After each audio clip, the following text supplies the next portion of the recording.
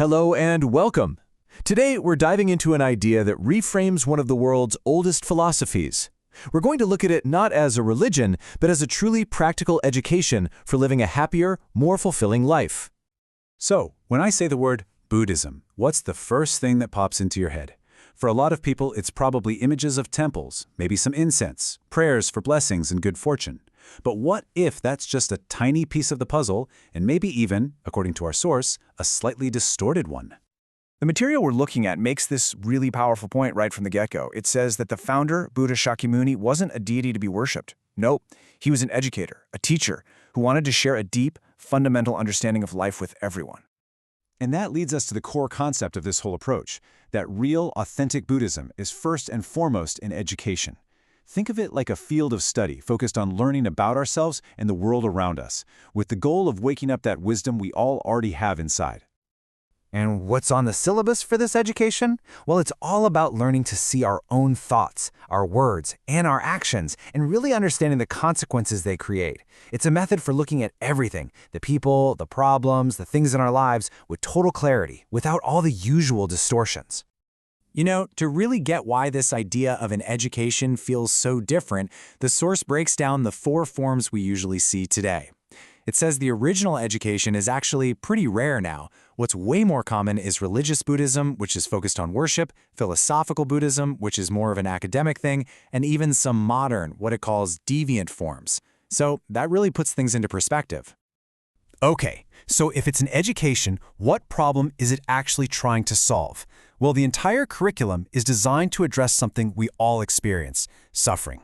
It's about showing us exactly how we, often unknowingly, create it for ourselves. The source says we're basically walking around with 3 big mental blinders on. These blinders are what obscure our, quote, original pure mind. First, there's discrimination, our habit of judging everything and creating these divides. Then there are wandering thoughts, that nonstop restless chatter in our heads. And finally, attachments, our need to cling so tightly to ideas, people, and things. These 3, they're the root of the problem. And when we're living with these blinders on, we're in a state the text calls affliction. Now, this isn't some external thing that happens to us. It's an inner state of disturbance that's caused by our own clouded thinking. The source puts it so simply. Buddhas live lives of wisdom, while the rest of us often live lives of affliction. So the big question is, how do we get these blinders off? How do we move from that state of affliction to one of wisdom? Well, the text boils down every complex teaching, every sutra, into one single, incredibly powerful and really simple practice. And here it is. The main practice is giving. Now hold on, because this probably isn't what you're thinking. It's not just about donating money or giving away your stuff, though that can be part of it. The meaning here is so much deeper and way more personal. This right here is the absolute key. In this framework, giving just means letting go. It's the mental act of releasing the very things that blind us. Letting go of greed, of anger, of our worries, and especially of our rigid attachments to being right. And wow, this chart just lays it out so clearly. When we're holding on, what do we get? Greed, anger, worry, conflict?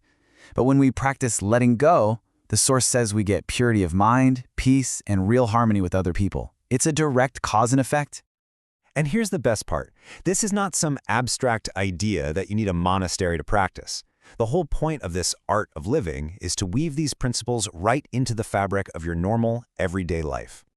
So to make it super practical, the source lays out these 6 core principles that an awakened person, a bodhisattva, works on. First is giving, which we now know means letting go. Then there are precepts, which is just about living in an orderly, proper way. Then patience, diligence, which is about always trying to improve, concentration, keeping a pure mind, and finally, wisdom. Okay, this is where it all clicks. The text uses this incredible example of a homemaker. Serving your family, that's the practice of giving. Keeping your home clean and organized, that's practicing precepts or orderliness. Patiently getting through your chores without complaining, that's patience. Trying to do things a little bit better tomorrow than you did today, that's diligence. And doing it all with a clear, calm mind, that's concentration, which is the path to wisdom. So you see, the big takeaway here is that your life is the practice. The laundry, the cooking, the spreadsheets, the meetings at work, whatever your daily chores happen to be, that's your training ground. There's no separation at all between your so-called spiritual cultivation and your day-to-day responsibilities. But it doesn't just stop with you finding personal peace. This education actually has a much bigger, more social goal. It's all about the effect you can have on the world around you. The idea is, as you master this art of living, you just naturally become a role model. The way you act, your sense of calm, how you handle work and relationships, it all becomes an example for your family, your friends, and your community.